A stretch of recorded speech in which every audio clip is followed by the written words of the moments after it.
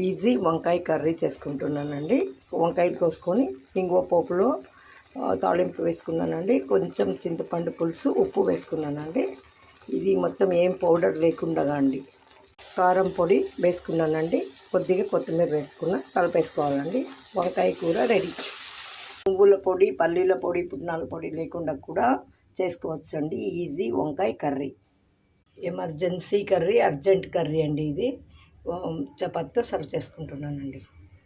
ఇది చపాతీ కర్రతోనే కొన్ని పప్పులు వేసి పుట్నాల పప్పు పొడి చేసుకున్నానండి. ఇక్కడ గిన్నెలో పెరుగు పెట్టుకున్నాను.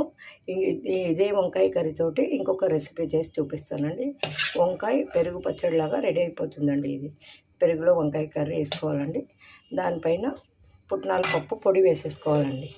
బాగా నలిపేసుకుంటే రొట్టెకి, చపాతీకి వంకాయ కర్రీ, వంకాయ పెరుగు పచ్చడి రెండు రెడీ అయినాయండి.